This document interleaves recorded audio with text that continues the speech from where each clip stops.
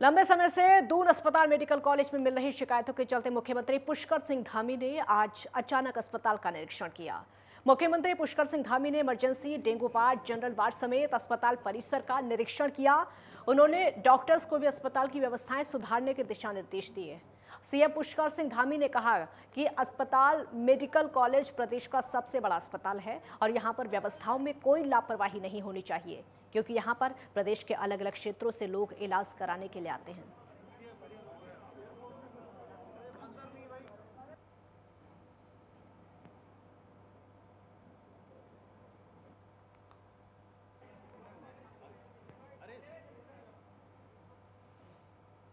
Cabinet मंत्री रेखा आर्य ने आज देहरादून सचिवालय में खाद्य विभाग की बैठक की और बैठक के दौरान विभाग के तमाम अधिकारी और सचिव मौजूद रहे। बैठक में मुख्य रूप से खरीफ की फसलों के क्रय केंद्रों को सुनिश्चित करने को लेकर बैठक ली गई। साथ ही सही समय पर किसानों को भुगतान किया जाए और क्रय केंद्र किसानों के आसपास ही हो, इसको लेकर कैबिनेट मंत्री रेखा आर्य ने अधिकारियों को दिशा निर्देश दिए। साथ ही प्रदेश के 257 क्रय केंद्रों के साथ साथ जिलाधिकारियों को भी निर्देशित किया। देखिए, आज खाद्य विभाग की बैठक ली है और इस बैठक में हमारे एक विषय जो बहुत ही महत्वपूर्ण था कि अब की बार जो हमारी खरीफ की फसल है उसके क्रय केंद्रों को सुनिश्चित करना, किसानों को सही समय पर भुगतान हो जाना और क्रय केंद्र जो है किसानों के आसपास ही हो, इसकी चिंता करना। इसको लेकर हमारे चारों जनपद जो हमारे उधमसिंह नगर के हैं, खासकर नंबर 1 पर वो है हमारा नैनीताल है, हरिद्वार है। इन जनपदों को लेके जो है आज जिलाधिकारियों के साथ में और विभाग के सचिव कमिश्नर के साथ में जो है आज पूरी बैठक ली गई है। कांग्रेस प्रदेश अध्यक्ष करण माहर के नेतृत्व में एक प्रतिनिधि मंडल देहरादून सचिवालय में सीएम से मुलाकात करने पहुंचा, जिसमें उन्होंने 5 बिंदुओं पर सीएम को ज्ञापन सौंपा।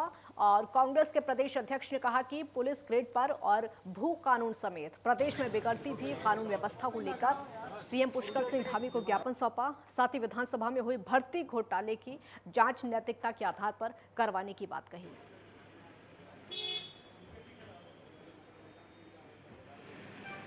आज विशेष हमने जो मुद्दे थे वो पुलिस पे ग्रेड का विषय है। उसके अलावा भू कानून को लेकर हम लोग ने कई विषयों पर चर्चा की।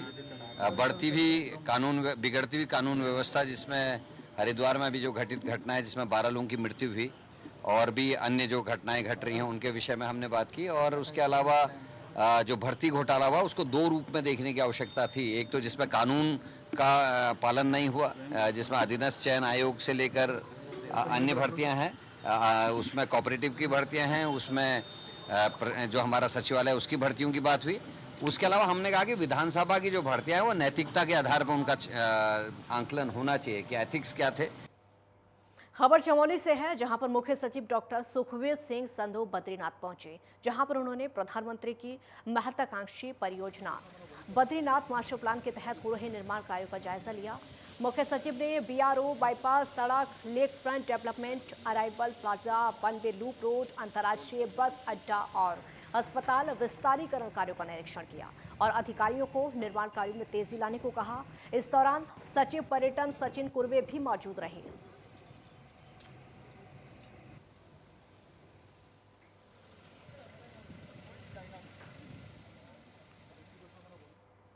हाईकोर्ट के दिशा निर्देशों के बाद अब कानून के रक्षकों को ही कानून का पाठ पढ़ाया जाने लगा है। देहरादून पुलिस मुख्यालय में एक अहम बैठक बुलाई गई, जिसमें कि पुलिस के आला अधिकारियों के साथ साथ जिलों से एसपी, सीओ भी इस बैठक में वीडियो कॉन्फ्रेंस के माध्यम से जुड़े। बैठक में विशेषज्ञों द्वारा सीआरपीसी की धारा 41 का उल्लेख किया गया, जिसमें कि 7 साल से कम की सजा पर भी गिरफ्तारी की जा सकती है।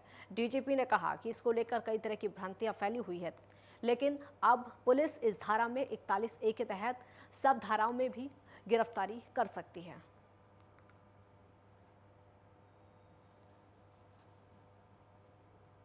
देखिए, आज हमने जो मीटिंग की है इसमें पूरे सभी हमारे एसपी, सभी सीओ ऑनलाइन भी जुड़े हुए हैं और हमने माननीय हाईकोर्ट ने भी कहा है कि भाई जो Arnesh Kumar versus government of Bihar का जो माननीय सर्वोच्च न्यायालय का निर्णय है उससे सबको अवगत कराया जाए, सभी विवेचना अधिकारियों को, सभी पुलिस अधिकारियों को अच्छे से अवगत कराया जाए। तो एक प्रकार से उसका ये ट्रेनिंग सेशन हमने ऑर्गेनाइज किया था और वो आगे जिलों में भी होगा।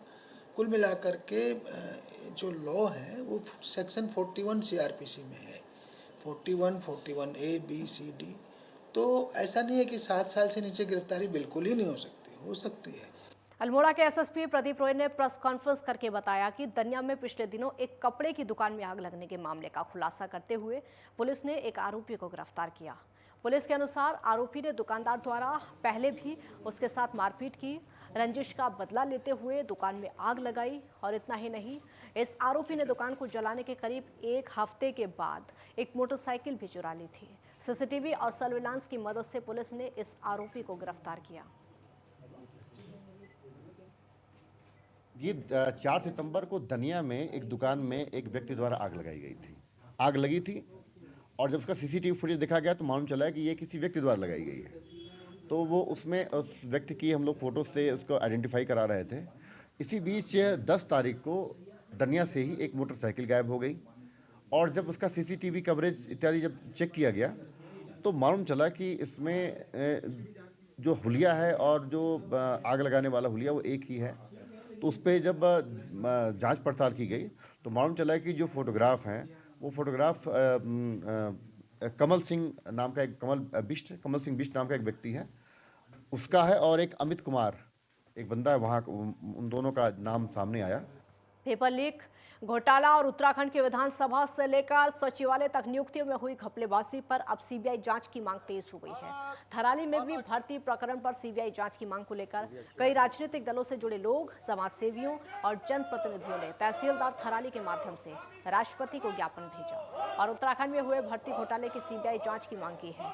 राज्य आंदोलनकारी भूचाल सिंह गुराई ने कहा है कि उत्तराखंड की लड़ाई बच्चे से बुजुर्ग तक सभी ने यह सोचकर लड़ी कि रोजगार के अवसर पैदा होंगे और पहाड़ों का बेहतर विकास होगा, लेकिन आए दिन घपलेबाजी और उत्तराखंड की विधानसभा से लेकर सचिवालय तक बैकडोर से अपने चहेतों को नियुक्ति के मामले सामने आ रहे हैं। ऐसे में उत्तराखंड का आम जनमानस खुद को ठगा हुआ महसूस कर रहा है। वहीं वरिष्ठ अधिकारी डीडी कुनियाल ने कहा है कि उत्तराखंड की विधानसभा में नियमों को दरकिनार करते हुए जो नियुक्तियां हुई हैं उनकी सीबीआई जांच होनी चाहिए।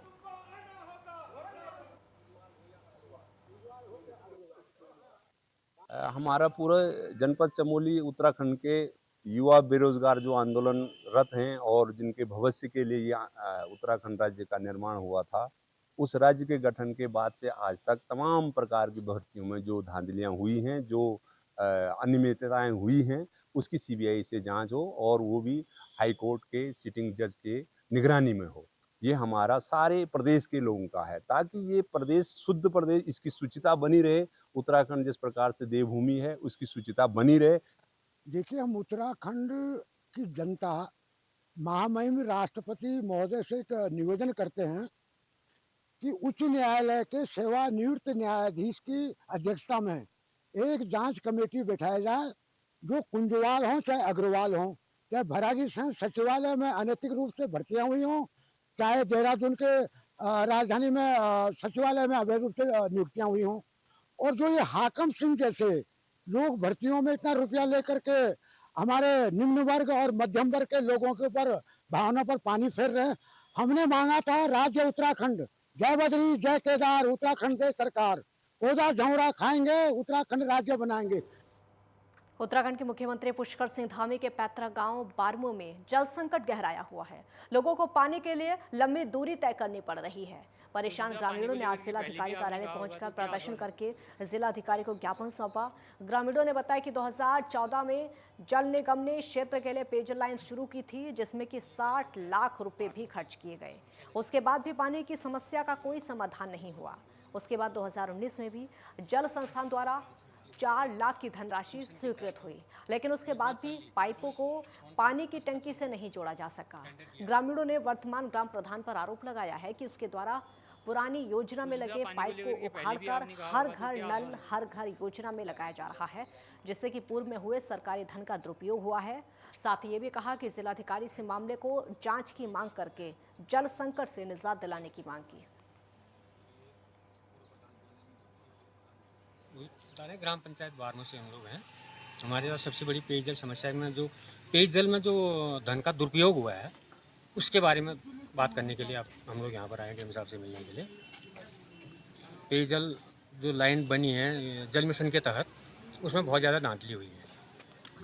विभाग द्वारा जो कार्य किए गए उसमें विभाग द्वारा, जल संस्थान द्वारा भी और ग्राम प्रधान द्वारा भी आपस में मिली भगत करके धन का दुरुपयोग किया गया है। हम लोग जो टुंडी ग्राम से आए हैं, जहाँ मुख्यमंत्री जी का पैतृक गांव है।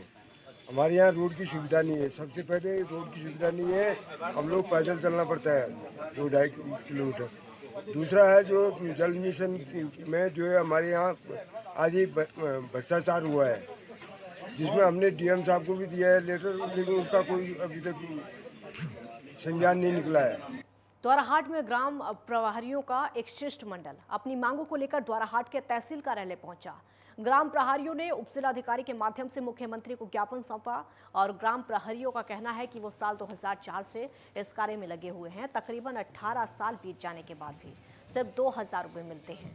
ऐसी स्थिति में सरकार को चाहिए कि वो अति शीघ्र ही ग्राम प्रहरियों के वेतन में वृद्धि करके उनके कार्यों का सम्मान करे। 2004 से लगे हुए ग्राम प्रहरी, और हम जो है पुलिस की ड्यूटी भी करते हैं, और हमारी जो है मानदेय 2000 रुपये मिलता है, जो ना के बराबर है। हम लोगों की मानदेय पीआईडी और होमगार्ड के तर्ज पर हमें दिया जाए, ये हम चाहते हैं। इसीलिए हमने अपने तहसील में ज्ञापन सौंपने का मन बनाया है। सभी ग्राम प्रहरी उसमें पहुंचे हुए हैं। दिनेशपुर पुलिस नशे के खिलाफ सख्त नजर आ रही है, जिसमें दिनेशपुर पुलिस अवैध कच्ची शराब बनाने वालों के खिलाफ छापेमारी कर रही है और इसी के चलते पुलिस ने छापेमारी करके 100 लीटर अवैध शराब बनाने के उपकरण तकरीबन 5000 लीटर लहन बरामद किया। और इस दौरान थाना अध्यक्ष अनिल उपाध्याय ने कहा कि पुलिस टीम ने मुखबिर की सूचना पर उदयनगर गांव में कार्रवाई की। हालांकि एक अभियुक्त को भागने में सफल रहा, जिसके बाद पुलिस ने केस दर्ज करके पूरे मामले की जांच शुरू कर दी।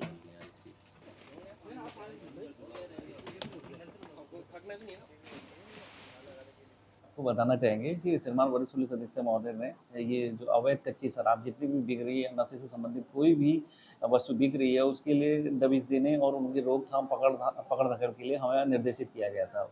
उसी के परिप्रेक्ष्य में हमारे द्वारा उदयनगर में ये नाले के किनारे पे छापेमारी अभियान दिनेशपुर पुलिस टीम द्वारा चलाया गया, जिसमें हमने एक भट्टी पकड़ी और लगभग 5000 लहन हमने नष्ट करा है और 100 लीटर ट्यूब में हमने अवैध कच्ची शराब बरामद की है। और जो अभियुक्त था मौके से भाग गया था, भरत सिंह नाम का है, उदयनगर का रहने वाला है और वो फरार हो गया।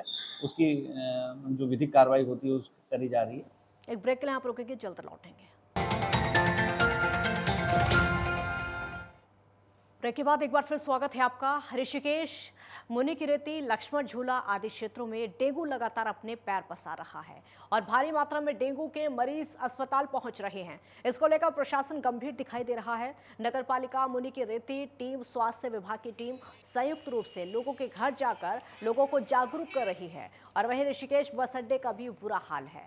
मुनिकीरेती बस पार्किंग में बरसात के कारण भारी मात्रा में पानी इकट्ठा हो गया है।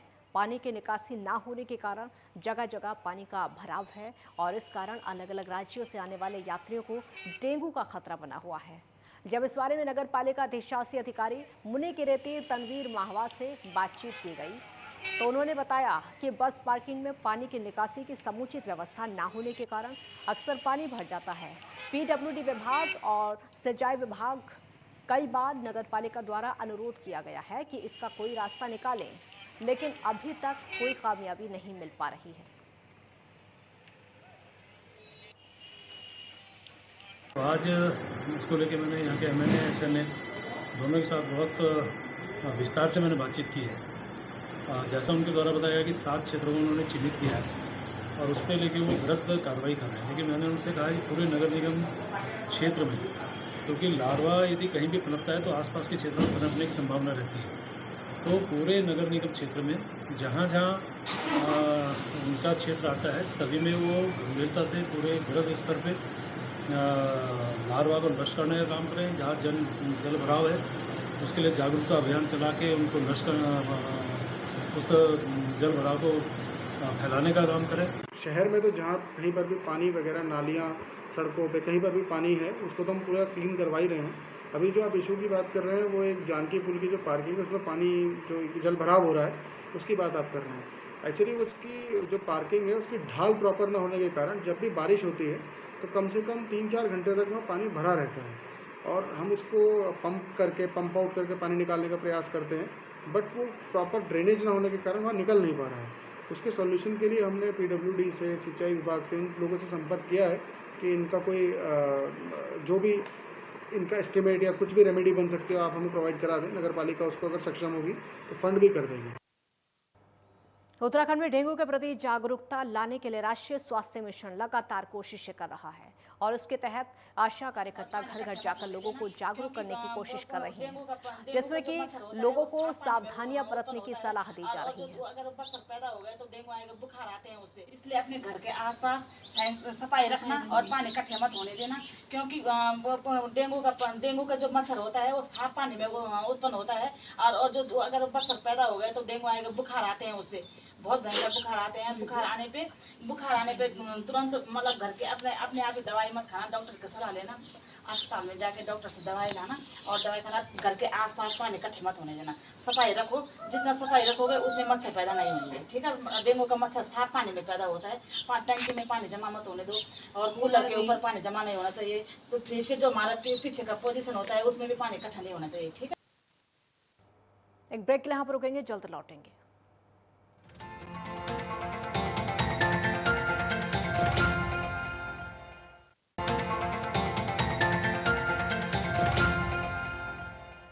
ब्रेक के बाद एक बार फिर स्वागत है आपका।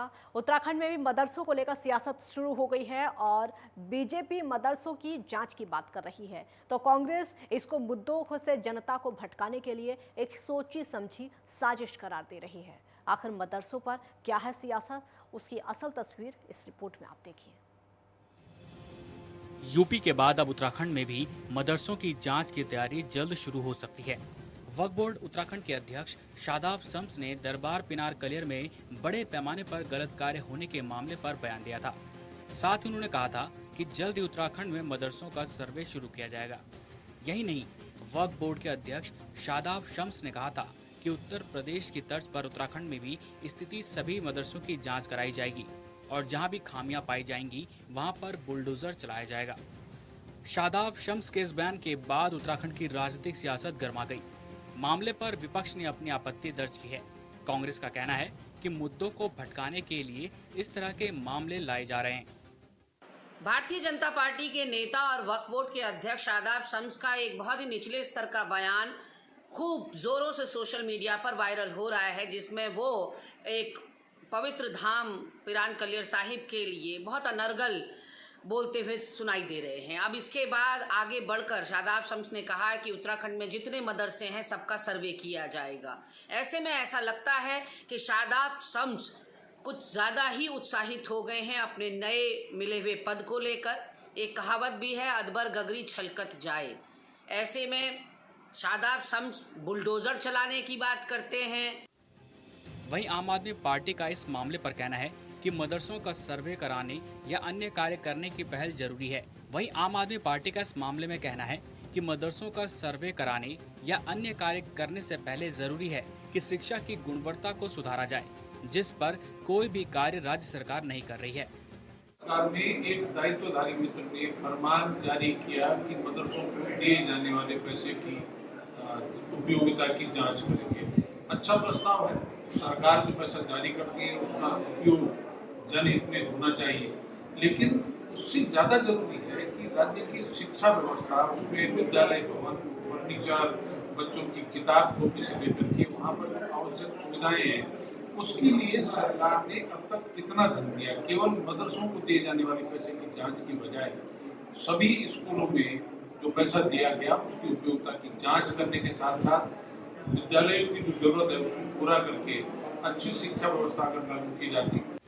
वहीं बीजेपी के प्रदेश प्रवक्ता विनोद सुयाल का कहना है कि देवभूमि उत्तराखंड में हर धर्म के लोगों का अपने अपने तरीके से पूजा पद्धति करने की आजादी है, लिहाजा किसी भी धर्म स्थल की पवित्रता नष्ट न हो, इसका भी ध्यान रखा जाना चाहिए। उत्तराखंड वक्फ बोर्ड अपने स्तर से अपना कार्य कर रही है, लेकिन संगठन स्तर पर अभी फिलहाल इस तरह की कोई बात नहीं हुई है।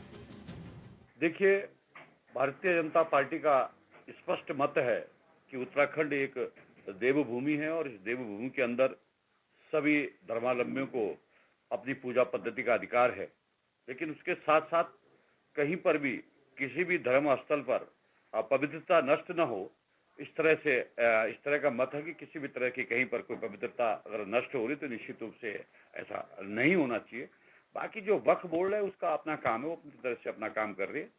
पार्टी के स्तर पर इस विषय पर अभी ये मामला भी विचाराधीन है। देखना ये होगा कि आखिर ये सियासत क्या रंग लेकर आती है।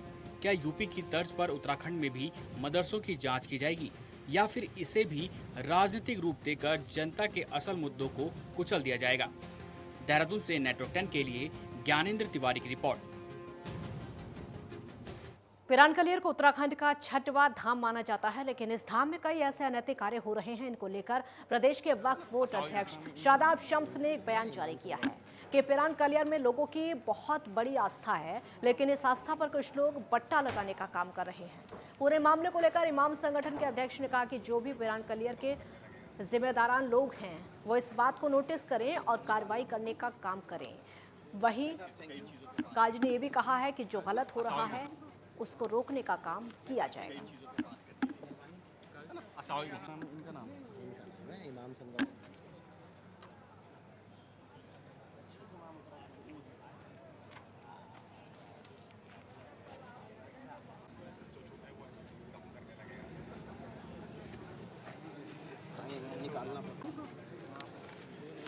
देखिए, माननीय चेयरमैन साहब ने अगर कोई बयान दिया है तो यकीनी तौर पर उन पर कोई सबूत होगा या कोई गवाही होगी। ऐसे तो वो गैर जिम्मेदाराना बयान मुझे लगता है कि उनको नहीं देना चाहिए। यकीनी तौर पर उन पर इस तरह के कुछ सबूत, कुछ शिकायतें होंगी और मैं समझता हूं कि उनके बयान पर जो है वहां के जिम्मेदारों को नोटिस लेना चाहिए। अगर इस तरह की कोई बुराई हो रही है तो माननीय चेयरमैन साहब कह दें या कोई और कह दे, बुराई को तो आप भी कह सकते हैं कि वहाँ बुरा काम हो रहा है, बट ये है कि उसको सुधारने की ज़रूरत है। वहाँ के जिम्मेदारों को वहाँ कुछ बुराइयाँ हैं। इस मसले में हमारे यहाँ ये है इस्लामी तौर पर कि अगर तुमने अपनी आँखों से देखा है और यकीन है आपको और ऐसा होता है तो उसको रोकिए, समझिए, उस जगह को पाक कीजिए। अगर वाकई मतलब इस किस्म की हरकतें हो रही और जहाँ भी हो रही, चाहे किसी महल्ले में, किसी गली में, किसी मस्जिद में, किसी मतलब कोई भी कहीं इस किस्म की हरकत हो रही, उसको रोकना चाहिए। मिसाल के तौर पर मैं गलती करूँ तो मुझे तंबी करनी चाहिए, मुझे मतलब ये कि जो कुछ भी मुझे सज़ा देनी है, समझिए। तो ये सब चीज़ें तो ऐसी होती है ना। देहरादून शहर के केमाड़ी में खुलेआम सड़क पर शराब पीने के मामले में यूट्यूबर बॉबी कटारिया पर थाना कैंट पुलिस ने मुकदमा दर्ज किया था, लेकिन अभी तक बॉबी कटारिया को देहरादून पुलिस नहीं पकड़ पाई है।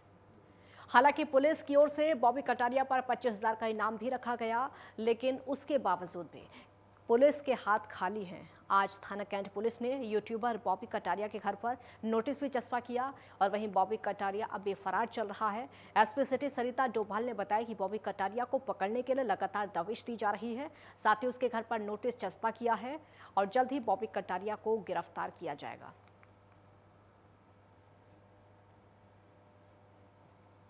देखिए, जो विवेचना में जो भी फैक्ट आए थे उस पर हम लोग लगातार कार्रवाई कर रहे हैं और जो लीगल चीज़ें हैं वो कर रहे हैं। उसकी अरेस्टिंग के लिए वारंट भी इशू कराया गया था, लगातार दबिश दी जा रही हैं। इसके अतिरिक्त जो है, क्योंकि वो अपनी गिरफ्तारी से बचने के प्रयास कर रहा है, तो इसके लिए जो है हम लोगों ने 82 की कार्रवाई भी की है और उसके घर पर नोटिस भी चस्पा किया है। पौड़ी पुलिस ने बीते 25 सालों से फरार चल रहे मफरूर अपराधी को गिरफ्तार किया है। पुलिस ने इस अपराधी को मफरूर घोषित कर दिया था, जिसके बाद से लगातार पुलिस इस अपराधी की तलाश कर रही थी। बताया जा रहा है कि इस अपराधी को 41,299 रुपए का गबन किया गया। दरअसल मफरूर अपराधियों की धरपकड़ के लिए चले अभियान के तहत पुलिस को यह सफलता मिली। मफरूर फरार अपराधी की गिरफ्तारी हमारे द्वारा की गई है, जिसमें कि जो विशेष बात है कि ये लगभग 1990 का ये मुकदमा था, 409 गबन का मुकदमा था। जो बहुउद्देशीय समिति है उसका पेट्रोल पंप जो पौड़ी में है, उनके द्वारा, उनके संचालकों द्वारा ये मुकदमा कायम कराया गया था। इसमें जो आरोपी था ये राकेश चंद्र, ये तभी से फरार चल रहा था और कभी भी न तो न्यायालय में और पुलिस के समक्ष कभी भी उपस्थित नहीं हुआ। मधमहेश्वर घाटी के ग्रामीणों की आराध्य देवी और रासी गांव के मध्य में विराजमान राकेश्वरी मंदिर में 2 महीने तक गाए जाने वाले पौराणिक धार्मिक जागरों का समापन आगामी 18 सितंबर को भगवती राकेश्वरी को ब्रह्म कमल अर्पित करने के साथ होगा। पौराणिक जागरों के गायन से रासी गांव समेत मधमहेश्वर घाटी का वातावरण भक्तिमय बना हुआ है। पौराणिक जागर गायन में प्रतिभाग करने वाले ग्रामीणों को जागर गायन समापन पर क्षेत्र की एक सामाजिक संस्था द्वारा पौराणिक जागर गायन सम्मान 2023 2022 से नवाजा जाएगा, जिसमें कि केदारनाथ विधायक शीला रानी रावत बतौर मुख्य अतिथि और प्रधान संगठन ऊखी मठ के पदाधिकारी और मद महेश्वर घाटी के समस्त जनप्रतिनिधि बतौर विशिष्ट अतिथि यहां पर पहुंचेंगे। इसी के साथ खबर उत्तराखंड में फिलहाल इतना ही। आप देखते रहिए नेटवर्क 10। जय हिंद।